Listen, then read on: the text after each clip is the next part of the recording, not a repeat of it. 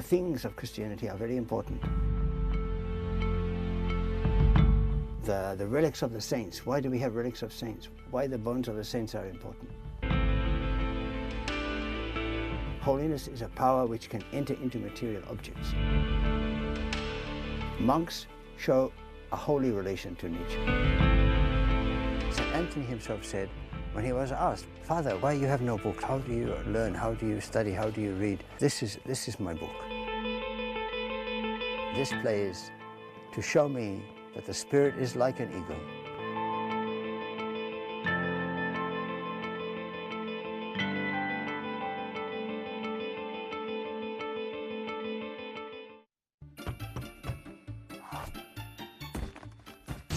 CYC, Christian Youth Channel.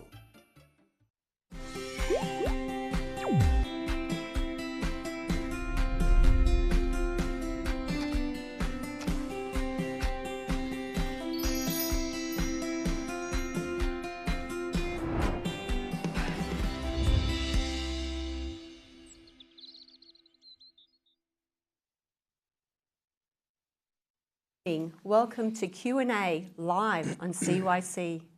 Anxiety is considered the most pervasive psychological phenomenon of our time, giving order or rise to many disorders and crippling our ability to function as happy human beings. Tonight we have a great panel for you, starting with Ramsey Andrews, a psychologist. Welcome, Ramsey. And also Rob Azmy, who is working in hospitality and is also formerly a high school teacher. Welcome, Rob. Thanks, Tess. Nice to be here. Thank you. And Carin Guirguis, who is a first-year university student. Welcome, Carin. Thank you, Tess. Now, before we start our conversation, we're going to go to a quick video. So please stay tuned, get your questions ready, and we'll see you in a moment. Okay. Peter, I think you know what this chat's about. Well, this is never easy, is it? You've been struggling over the past few months. You've let the team down. I mean, surely you must know what they think of you. You're not coping. Say, look, I'm sorry, but it's not working. You see, the bottom line is, you're just not good enough. You are a failure. Just because you have a young family, that's no reason to keep you on. I mean, quite frankly, Peter, you'd think a grown man could look after you. Pete, hi, sorry about the last minute catch up. So there's this job I want your input on. It's very similar to the one we have just completed, but the timelines are much tighter. Is it you or anxiety talking? Visit Beyond Blue to start a life beyond anxiety. Welcome back. This is a live show, so please do send your questions. You can either SMS them or call on phone number 0416 551 292. Ramsey, for the first question this evening, can you please describe anxiety? What is anxiety exactly? So first of all, I just want to say that the way we normally use the word anxiety in today's society is probably very different to the way we'd use it as a psychological term. So as a psychological term, when we say anxiety, we're usually referring to a clinical disorder, okay, where there are certain symptoms that are pervasive over long periods of time. So if we're just throwing around that word, anxiety, I have anxiety today, or I'm feeling anxious. We're normally talking about symptoms of anxiety, not necessarily the disorder itself. Okay. Because to be able to meet the criteria for the disorder, you've got to basically get a clinical diagnosis, you've got to be looked at professionally and have a professional say to you, look, this is the criteria, which there is a criteria in the Diagnostic and Statistical Manual, and there are all sorts of anxiety disorders. So you've got generalised anxiety disorder, you've got specific phobias, you've got socialised anxiety disorder, you've got lots of different types of anxiety disorder. And for each one, you need to actually meet a very specific criteria. So I guess what I'm trying to say is that anxiety is something that is thrown around, the term's thrown around loosely, and we should understand the difference between problematic, clinical anxiety Yes. and normal, anxiety as we use the term, generally speaking, in society. Sure. And is there a healthy anxiety and an unhealthy anxiety? Yeah. So I guess we'd call it stress, So stress leads to anxiety, because anxiety is not just simply what I'm feeling right here and now. So in the video that we just watched, the guy that was sitting there in the video, it kind of implied that he had an anxiety disorder. So he was to go to Beyond Blue and then, work out what was actually, and then hopefully he can, go and, be referred to a psychologist, through, the support networks that are out there. And so there are signs, that there might be anxiety there, but what he was experiencing at that moment, we wouldn't say that was anxiety, that was just stress, and so we experience stress. So there's a graph, with a U-curve that we talk about where, as anxiety, so imagine you've got on the x-axis, you've got anxiety, you've got performance on the y-axis. So as anxiety increases, naturally my performance will also be enhanced. Yes. To a certain point, So once I get to that point at the top of the bell curve, it will then start to decline if I then continue to experience, more elevated symptoms of anxiety, to the point where I won't be able to perform as well. So I start to buckle, I might start to stutter. If I'm in an exam, I'll have a blank moment. Yes, So we've all had, moments like that where, we'll, temporarily, maybe for a period of an hour or a couple of hours, forget certain information that we've previously learned. Yes. All of a sudden it comes back when the symptoms reduce or decline. But likewise, so that can be, for excessive, feelings of stress. But if I don't have enough stress, I'm more likely to be too relaxed, probably more likely to feel bored, and I feel comfortable, but that's not necessarily going to help me to do all sorts of things, perform well, live in accordance with, our values, and basically to have a meaningful life. Sure. And Ramsey, can you talk about the causes and the effects of anxiety? So anxiety has lots of different types of causes. It's such a big topic. I guess I'll just throw a few things out there in terms of causes. So you've got, I won't talk much about genetics because there's not really much that we can do about that. So I'm not saying that genetics is actually, that anxiety itself is passed down, but it's almost like you can say there's a genetic predisposition for people to, that make people, I guess, more likely to develop anxiety in the right circumstances. So if there's enough pressures in life, certain people from similar backgrounds, similar experiences will be more likely to develop anxiety than other people, just based on grounds of, biology.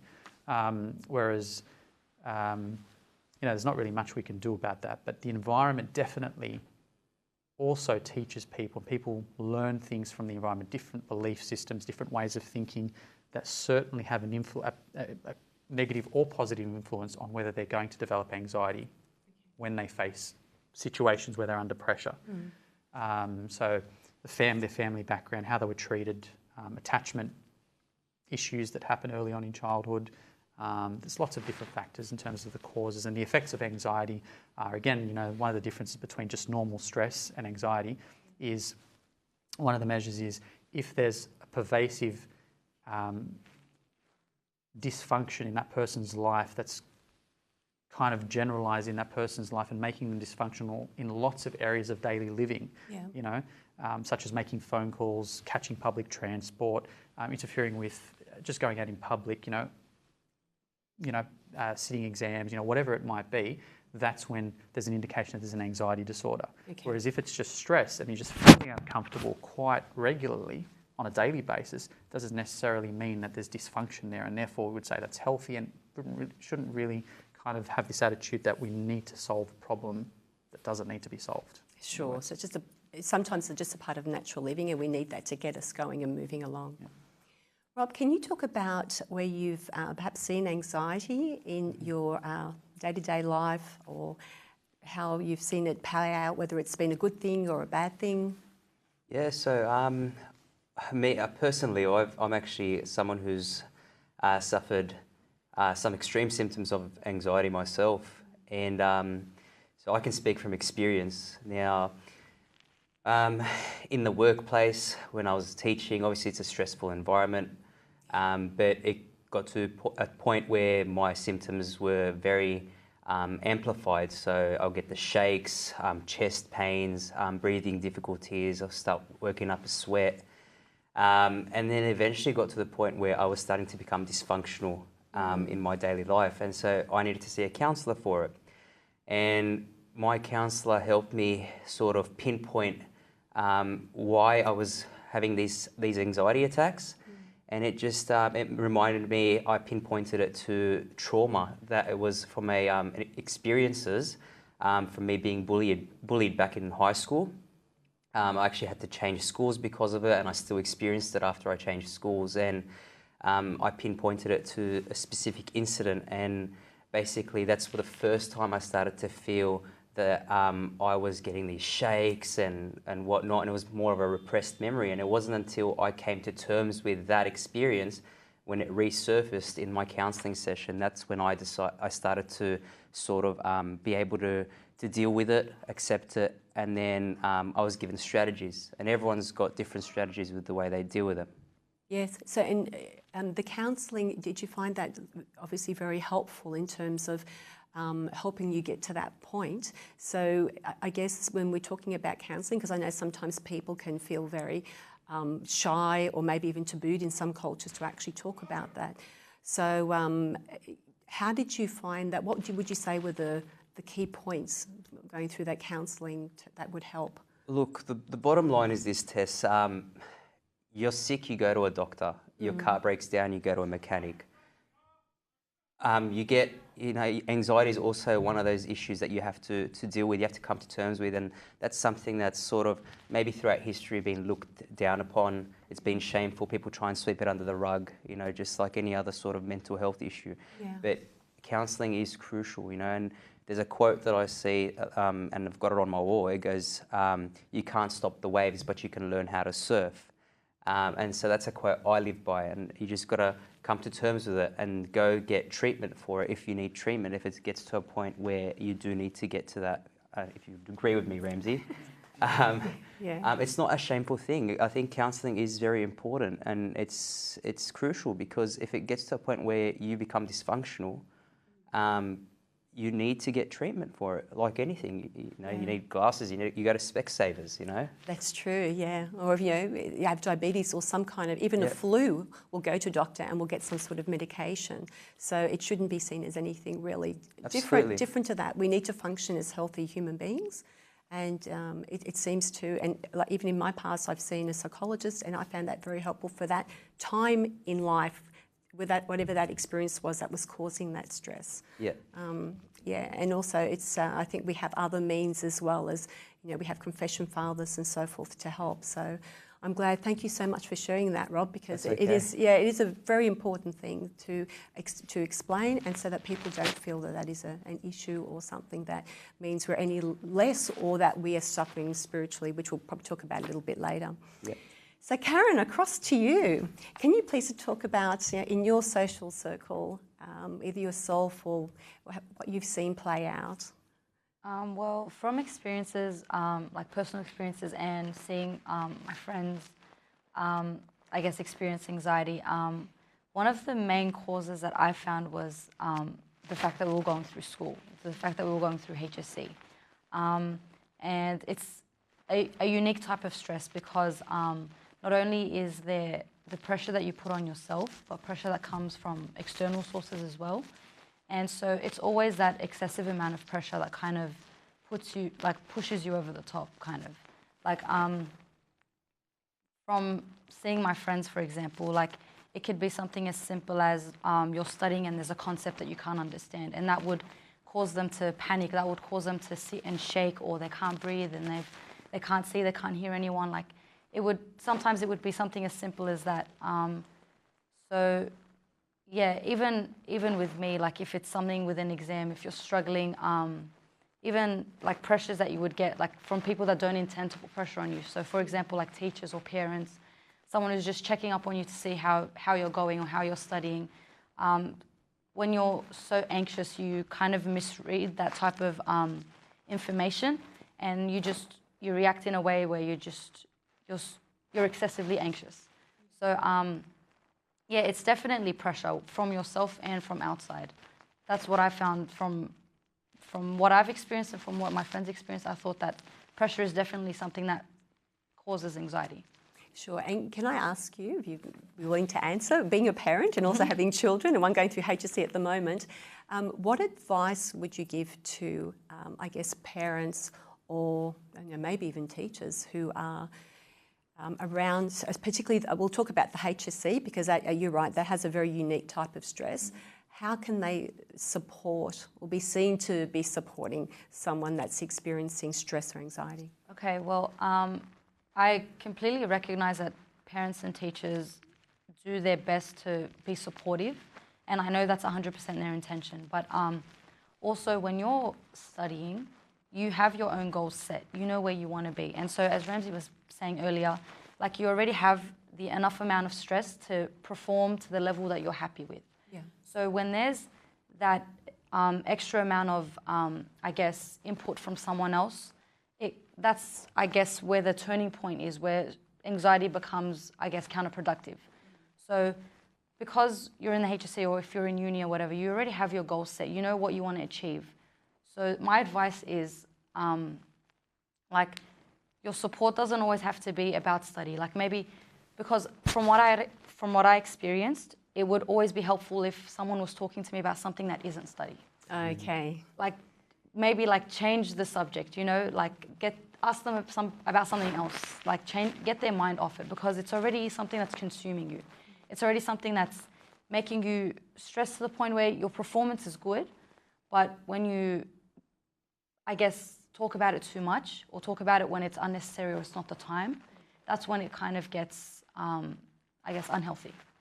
Sure. And I think Carin was saying before that we're having this discussion before, and she was saying it's important that even just saying it's going to pass, you know, it's going to pass. If a teacher sees a student having an anxiety attack or breaking down in class or whatever, it's just it's important for the teacher to be like, instead of overwhelming the student, it's just simple like, it's going to pass, everything's going to be okay, just you'll get through it, is sufficient, right? I agree. Yeah. Because that was something that got both myself and some of my friends who were struggling with anxiety, like the reminder that there's something to look forward to, the fact that it'll pass. So if you're experiencing that period of panic or anxiety or anything like that, like, yes, experience it, but just be reassured about the fact that it's going to pass. Like it's not permanent. It's definitely temporary. Yeah, so that was something that me and my friends, we definitely learned from that experience. Excellent, excellent. Audience, please don't forget to send those questions in, 0416 551 292. So you've already just started talking about some of the remedies, I guess, or some of the things that you found helpful when dealing. So maybe, Rob, if we could just touch on some things that you maybe implemented or found helpful. Yep, so I'm actually wearing my Fitbit today. Ah, okay. The Fitbit and the Apple Watch, or I don't know if the Samsung, the Gear has it as well. They've got this breathing app, and for me, it's just a matter of redirecting my focus from, instead of focusing on whatever is stressing me out or causing my anxiety, I just remember to just focus on my breathing, and I count to 10, or I take 3 deep breaths and I just hold them in. And when I focus on my breathing, it sort of redirects my attention and my focus, and I sort of start to feel better. And even just talking to someone about it, you know, helps. That's another strategy. But then again, everyone's got different strategies. So you have people who might have, I don't know, some gadget or a thing that they'll click a pen, for example, that sort of, and they just focus on that. Or a stress ball. It's like or a stress ball, Yeah. exactly. That's right. Yeah. And they know that once it gets too much, that's their sort of outlet. That's what they go to. Fair enough. But yeah, so everyone's got different strategies. Yeah. And how about you, Carin? Yeah, so different strategies. So some of my friends, when they would feel anxious, they would journal what they were feeling. So they would open up a book and just sit and write whatever they're feeling. Doesn't matter if it makes sense or if it doesn't, because sometimes when you're very anxious, you find it very hard to talk, very hard to communicate what you're feeling, very hard to communicate what you're thinking, things like that. So definitely, it's something that I did as well. So whenever I felt like I was very, very anxious, I would sit and just grab a piece of paper and a pen, and I would sit and write for as long as possible, for as long as I need, until I feel like that feeling of anxiety has passed. Because sometimes from seeing what my friends experienced, so whenever they were having a panic attack or something like that, they're very unresponsive. Like, you're already so focused on what you're experiencing, you can't hear advice from someone else. Right. So I could be sitting right in front of one of my friends as they're having a panic attack, telling them like just something as simple as breathe, like you're going to be okay. They can't hear you. Like they can't focus on something else. So the thing that we found, like we realized helped, is if you can't take advice or help from someone else, helping yourself in one way is just to write it out. And something that helped me a lot was like bringing back to the fact that it's going to pass and that it's going to be fixed, was whenever I would write something out, I would treat it as if it's a prayer. So as soon as I'm done writing it, I would fold it up and place it in my Bible, and as if that problem never happened. So as if I've already dealt with it, I've had my panic about it, it's no longer my problem. Given it to God. I've placed it in God's hand, correct. And so honestly, I don't know what it is, but as soon as I did that, I just feel like that problem completely disappeared. Even if it's an ongoing problem, like I don't think about it anymore. So that's definitely a strategy that me and my friends found very helpful. Just write it out. Very good. Just, yeah. And obviously God's grace in that prayer is definitely coming through and overshadowing all of it. Thank you. We're just going to go to a quick break. For your entertainment, we have a wonderful song, which is called One Day You Pass By Me, performed by Sarah Assad and Justina Grace. Please enjoy.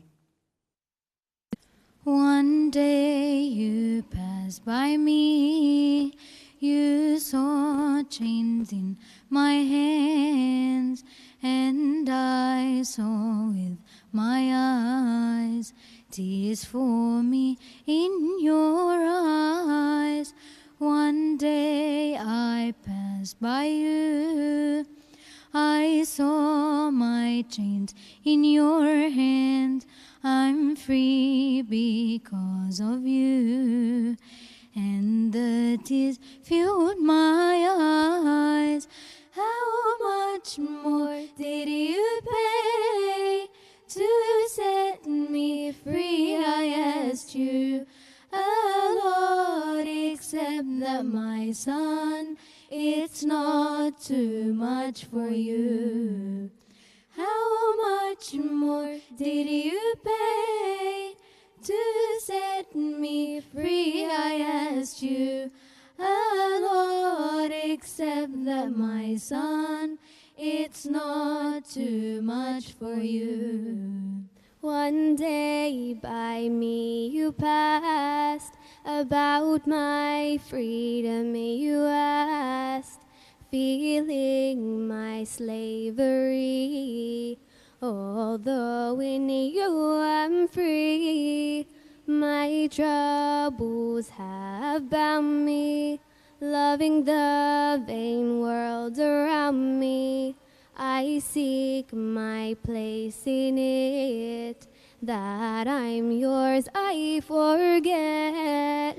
Free yet I am your slave, yours for all of my days. Your slave and free I will live, to you myself I give. Free yet I am your slave, yours for all of my days. Your slave and free I will live, to you myself I give.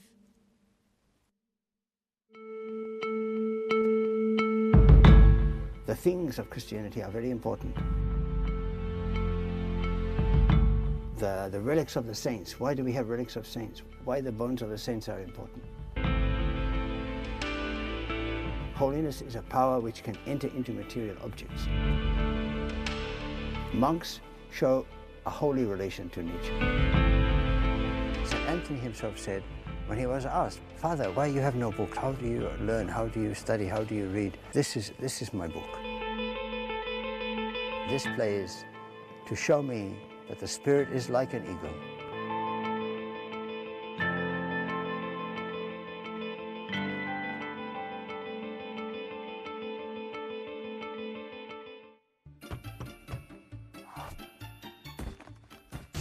CYC, Christian Youth Channel. Welcome back, audience. Please do send your questions to 0416551292 and I'll ask our lovely panel. Ramsey, can you please talk to us about some remedies for anxiety? I guess what Robert and Carin were saying earlier were some pretty good strategies. So, you know, journaling is a very popular strategy. There's something about, you know, putting your thoughts and feelings onto a you know, outside of yourself that gives you that kind of feeling of that you're not just experiencing it alone. Especially, you know, if you're bringing spirituality into it and you're kind of like looking at it as prayer. Because the way that ties into the causes actually is that as Christians, I would say that, you know, one of the spiritual causes of anxiety that I didn't mention earlier was that if you know your values and you know who you're supposed to be and what really matters, and you're not living consistently with those values, then what happens is there's a deep-seated fear there and anxiety about your purpose and all that sort of stuff. So when you kind of, you know, look at the anxiety as just an experience that you're having, and you're saying it, you're praying it, you know, you're journaling it, you're looking at it as a prayer, then there's not really much else that you can be doing at that, you know, point in time. And then you've got like other kind of, you know, superficial but very helpful strategies like, you know, breathing. Like, you know, there's all sorts of different breathing techniques like you mentioned before of it.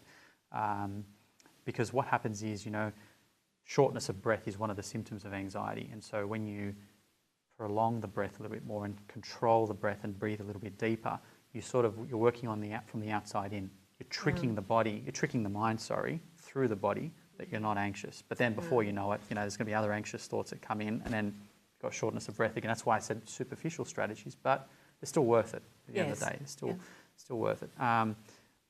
And where you would seek professional help, that's where you'd get a lot more in-depth strategies. It's kind of like, you know, if you're sick, you could leave it, you know, but you're probably going to be miserable for a while, and it may resolve or may not resolve, who knows, you know. But you're always, I think, generally speaking, better off, you know, seeing somebody to get those more in-depth evidence-based strategies or remedies. You know, one being, you know, very popular one is cognitive behaviour therapy, you know, which is all about, you know, learning effective ways to challenge your thinking, evidence-based ways to challenge your thinking by learning all the different types of illogical thinking errors. So it's much more formalised. And then you would also maybe go on a graded exposure plan with the psychologist, and you get some feedback from the psychologist. They'd say, okay, well, you know, should I take this step? And then the psychologist would ask, well, what's your anxiety rating in this step? And if he thinks it's too high, it's almost like having a confession father. You know, confession father saying, oh no, I think that step's probably a little bit too much for you at the moment. And because the confession father hopefully has this background or has you know, good insight and judgment. You know? And so the psychologist also being trained in you know, the evidence-based theories and approaches will also kind of have a sense of, you know, what might be too much or what might not be too much, and so on. And then you've got other strategies. Just because you have some psychologists working with some evidence-based strategies, it doesn't mean that those particular strategies are better than others. There are some that are couldn't be worlds apart in terms of how they work and their theoretical and underpinning and their worldview. So for instance, you know, CBT or cognitive behaviour therapy is very big on how do I effectively challenge those thoughts. And as Christians, sometimes we talk about that, like, you know, when we have evil thoughts or whatever it is, how do we push those away or challenge them? Right? Then there are other psychological therapies that go against that. They say you shouldn't even challenge your thoughts at all because that could be a disorder in and of itself. What's the problem with having, it's a thought. A thought is something that doesn't necessarily have to play out in reality. It's an internal experience, and so you can get really good at distancing yourself from that thought and that feeling, and it's almost like it's separate to you. You know, Yes, you kind of like, it's what we call diffusion, right? And you do that through mindfulness. So you do a lot of grounding exercises. Where am I? Like, you know, I notice that the carpet's blue, for instance, or I notice that there's a bright light in front of me. Yes. Right? Yeah. There's a difference between seeing those things and being in autopilot mode, or noticing that I'm actually seeing those things and calling it out and actually, you know, being very aware. So I practice that same awareness with my thoughts so that I can have this distance, or I can have a relationship with my thoughts. But if I'm stuck inside the thought, then there's no relationship there. I'm just saying it seems to be a very big correlation between what we're doing on a practical level and also on a spiritual level, because we go through the same sorts of things. You know, we're having thoughts and they're not good thoughts, then we need to challenge them and we take it to prayer. So can I just ask all of you very quickly, how did you find having the practical, the physical thought process with the spiritual? Because I know in my experience, even if I did see a psychologist, I always saw the spiritual father as well. It was just like in tandem, had to be, because that is the core, I guess, of who you are. Spirituality is very, very important. So what would you think? We might start from you, Ramsey, in terms of how they do align, and is it important? Because I know there's also Christian counsellors and non-Christian counsellors. So does that fall into play? Yeah. Look, I think even if you have a look, you know, at the church fathers, for instance, you know, the church fathers have different viewpoints in terms of, you know, battling internal struggles. So there's no wrong or right approach. I think any approach that you're going to get is going to be a helpful approach if it's logical and it's well thought out. So go back to the mindfulness-based approach and having this distance from my thoughts. That's not necessarily a better strategy than, you know, battling my, you know, and challenging my thoughts. It's kind of like, you know, fight or flight. Yes. You know, if I choose to fight, I could fight effectively, okay? And that could lead me to having a productive and meaningful life. Whereas if I choose to distance myself and then kind of embrace it, it's not exactly, flight wouldn't really be the correct analogy for that, but that would also be something that would help me to, as you were saying, Robert, like, you know, it's almost like just letting the wave, like, you know, riding the wave. Yeah. You know, it's not, maybe not exactly, but it's kind of a similar concept possibly. And so I get this distance and I get this sense that I can actually embrace and be interested in those uncomfortable feelings. Uncomfortable doesn't necessarily mean negative or bad. It just means uncomfortable. Sure. And pleasant just means pleasant, you know, so we kind of become a bit more objective about it. But yeah, no, definitely I think that there is a lot of advice that you might get from your spiritual confession father. The nature of that is going to be very different to what you're going to be getting from psychology. And you need both, you know, you need both if there is a serious and pervasive anxiety problem. What do you think, Robert? I'm very lucky in the sense that my counsellor is actually Christian as well. Well, there you go. That was the question we were just talking about. So apart from the practical advice that she gives me so I can apply it in my daily life, she always ends each session with, you know, she goes, I could say this because you're a Christian like me, and she says, you know, you just remember you are the son of the king, you know, he's your father and everything's going to be okay, and you just got to throw your worries onto him. And she just reminds me, she just brings me back down to earth and reminds me of, you know, my spiritual side. And I tend to find that she does suggest as well, you know, reading of the Psalms. And sometimes you find the Psalms or a specific Psalm that might relate to you or resonate with you and your circumstances, and it might help as well. Watching podcasts like from Abuna Anthony Messiah as well is really good. It really works for me as well because he does discuss those topics. He does go into those sort of topics of interest that aren't usually sort of, that are sort of taken lightly. So it's really good. So yeah, it works hand in hand. It's nice. It's very interesting because I remember once when I was seeing a counsellor and I just walked in the morning, and as I said hello and greeted her and smiled, and she said, it must be so wonderful to know you wake up every morning and are unconditionally loved. Yeah. Now, I have no idea whether she was Christian or not, because at that point I didn't discuss that. But it's amazing to know. And I sort of just took a step back and I thought, oh yeah, I didn't even think of that. But that is the reality. When you're a child of God, you are unconditionally loved. And that does give us quite a lot, it gives us absolute peace and comfort. I think we try and or we forget, and we always think that we're in the driver's seat. Yes. But we forget that the man upstairs, he's in the driver's seat. You know, we just got to throw our worries onto him. And I always remember that photo of Jesus holding a big teddy bear behind his back, and then he's got the little teddy. He's trying to take the little teddy bear away from the child, and he goes, "Just trust me, because he's got something better waiting for him." It's just a matter of taking that leap of faith and trusting God and knowing that He's in control. Yes, so true. Wonderful. Carin?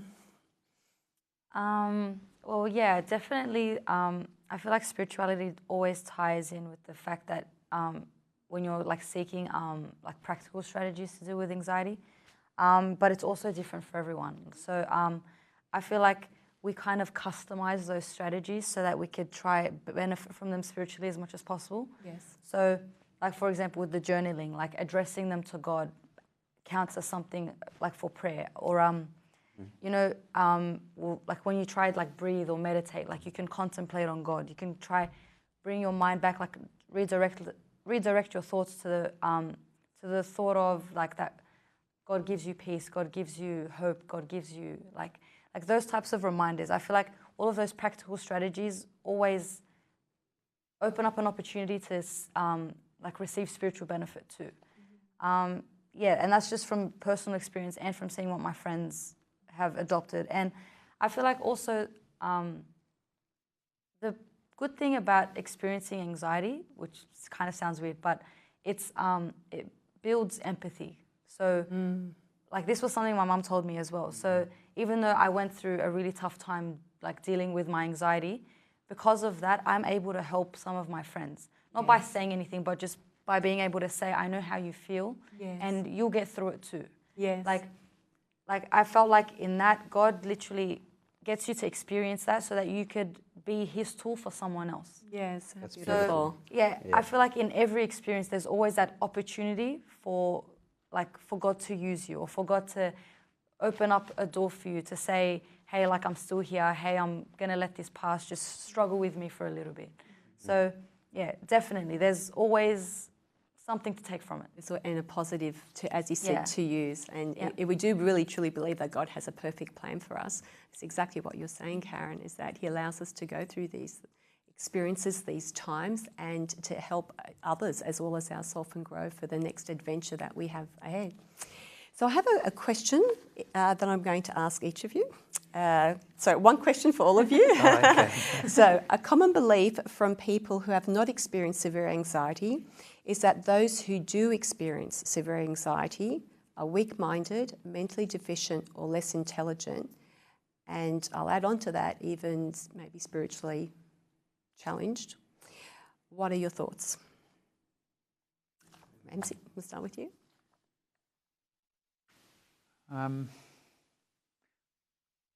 think we're comfortable in at least the Orthodox Church talking about going through spiritual highs and lows. And there doesn't seem to be a stigma attached to going through spiritual lows because it seems to have been normalized. However, when you're talking about something that's external to this, you know, we tend to in the Western world, what we've done, okay, which is kind of very different to, I guess, back in the early church days, is that we've kind of not dichotomized, it's not the right word, but we've sort of separated things. You know, we talk about our spiritual life, right? And I don't think there is such a thing as your spiritual life. I think it's your life. Yes. And spirituality plays a part in that. You know, everything's connected. Everything's connected.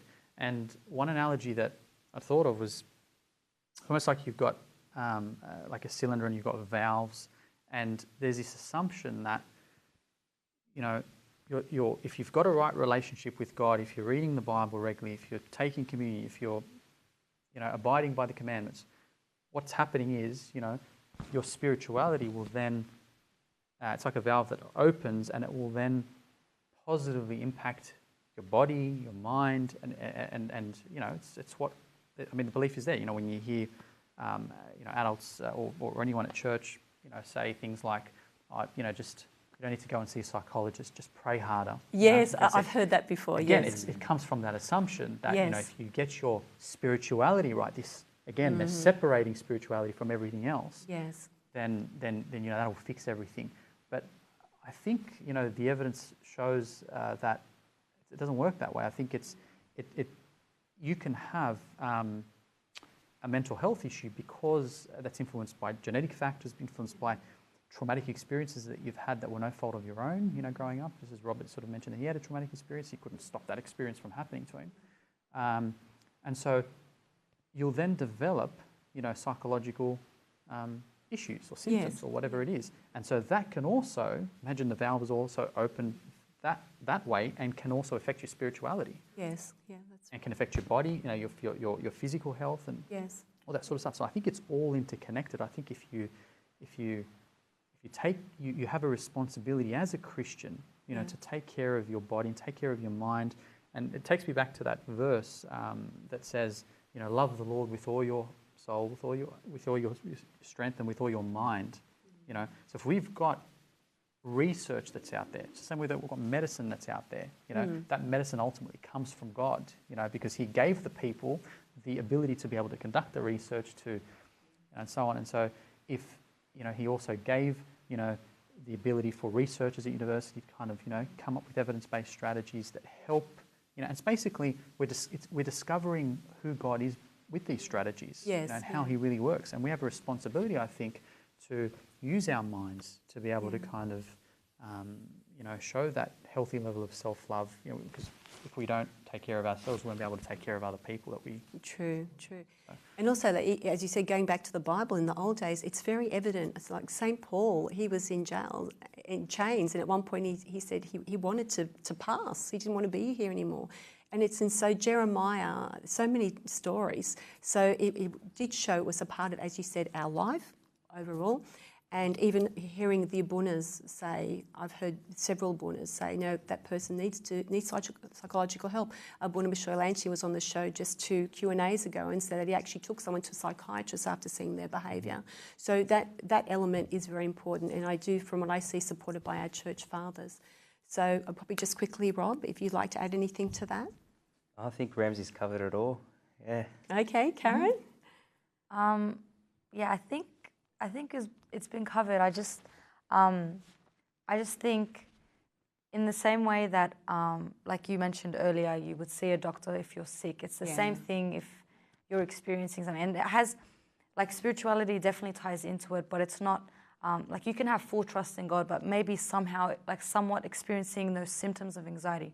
Like how Ramsey was saying earlier, some people just experience symptoms, but not, you know, the whole... like clinical, you've got anxiety kind of thing. So it sometimes doesn't have anything to do with spirituality. Like, you're not lacking anything. Yes. You just need to deal with how in some circumstances you do experience some sort of anxiety. So and go through some sort of growth with whatever experience that you've had. And I guess you'd have to say, if you took that question, that the people who are actually dealing with it are actually very intelligent. And you because they're not just suffering with the consequences, they're actually doing something about it. You can't call them weak-minded as well. The thing is, if these people, like people who have anxiety, are dealing with this day in, day out of their life, they're struggling with it. You know, it takes a lot of courage to deal with it and get through their days. So what one person might deal with, the other person might not be able to deal with the same thing. Yes. So even, and I know this is quite bad to say, but people who commit suicide, it takes a lot of courage to do that. And I know we don't encourage it, but we can't call them weak, we can't call them cowards, we can't call them, you know, they've just given up and they didn't try it, because you haven't walked in their shoes. Yes. So you can't just go to someone who's got anxiety or depression or whatever and be like, just deal with it, get over it. It doesn't work that way. Or pray harder or do something. You can't do that. Thank you for sharing that. And I guess just before we wrap up, could I ask each of you if you have a favourite Bible verse or spiritual practice that you'd like to share with us that might resonate with you? So Ramsey, you're always the first. Well, I don't know if it's my favourite, but I think it's quite relevant to today's topic. I think it's Luke 22 verse 14, I think. It says, and being in anguish, he prayed more earnestly. So talking about Jesus in the Garden of Gethsemane. Yep. And while he was doing that, it says that his sweat dropped to the ground like drops of blood. Yeah. And so we can see obviously that Jesus was experiencing an extreme amount of stress, you know, in that moment. And so, you know, again, start to think about, you know, people who got to say, like, we shouldn't be feeling that way and things. Well, Jesus himself felt that way. Yes. And he took on the human condition, and he did what Carin was saying earlier, you know, by journaling it, except he actually said it out loud. He prayed it out loud. Yes. And kind of externalized it. Yes. And so I think it's a great example, like, you know, of Christ himself, you know, who did that. So and he's the ultimate example because he's showing us the way. That's why he came to the earth. Oh, that's beautiful, Ramsey. So my one is comes from 1 Peter chapter 5 verse 7, and it goes along the lines of cast all your anxiety on him because he cares for you. And I always relate it back to that same picture that I told you about with the teddy bear and stuff like that. As corny and cheesy as it sounds, but you know, it does help to bring it back to basics sometimes, you know. So that verse resonates with me very well. Thank you, Rob. The verse that I really liked is Jeremiah 29:11, because it reminds you to be very hopeful. Because when you're anxious, you feel like in that moment that's all you have, that everything is not working out. But the one thing that got all of us through it is the fact that there's something to look forward to. Yes. That there's hope, that there's God's plan of success for you. There's like that it'll pass, you know. So that's definitely something to always keep in mind. Like you always need to be reminded that it will pass. It's temporary all the time. Always it's temporary. And I believe Pope Kyrillos VI used to have a very lovely saying that, you know, everything has an end, everything will pass, and everything is in God's hands. So rest assured, be peaceful, it will pass. So thank you very much. I would like to thank all of you for being on the panel. Thank you, Ramsey, for sharing all of your wonderful insight. Rob and Carin, honestly, thank you. God bless you for being so brave to come on, share your experiences. Thank you for having us, I'm Tess. sure our Lord will work very powerfully. So, you know, anyone experiencing any sort of anxiety, you're not alone. A lot of people have experienced it, and definitely hold tight to our Lord. He will always be with you and carry you through. He is the way, the truth, the life, and the hope. But before we go, I'd just like to point out a few crisis support numbers, which will appear on the screen very shortly. So if you ever are in a situation where you need some help very instantly, 24/7, we have the Kids Helpline, which is 1-800 55 1800, Lifeline 131114, Suicide Callback Service, which is 1300 659 467. Or in a dire situation, please call 000. I'm sorry, viewers overseas, these are all Australian numbers, but I'm sure you have something similar in your countries. And of course, your local parish priest or abuna is always there to help you anytime, any day. Their phone numbers are available on the Coptic, maybe you just search Coptic Diary or something, you'll find them. So with that in mind, if you could please join us in 2 weeks' time. Same time, same place, and hopefully the next Q&A we will be talking about depression. So please join us. Thank you for being with us this evening. God bless you.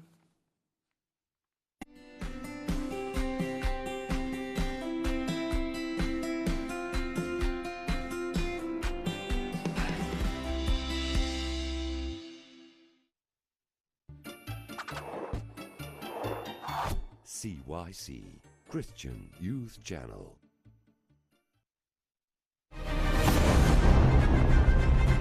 When we speak about we are scriptural church, it doesn't mean that we are worshipping a text. We understand the text within the church. In fact, in any passage, you care to choose singing of Christ.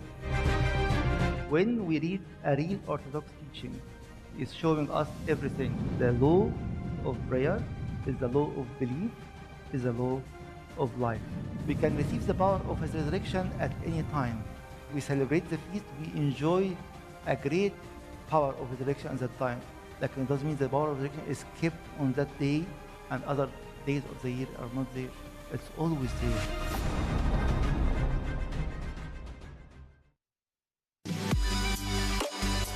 So there's a male dominance in the Catholic Church in regards to position. We have a lot of similarities with the Catholic Church. We do not worship them. Would you say that's true or false? How does one physically, mentally, emotionally fall in love with active prayer? The intercession of the saints is a very big part of our theology and our practice. Yes, I'm religious, but no, I'm not a freak. People tend to become atheists not because of their philosophical beliefs, but because of their personal conviction of sin. If you have any questions, as usual, please email us sg101@cycnow.com, and we will get back to you as soon as possible.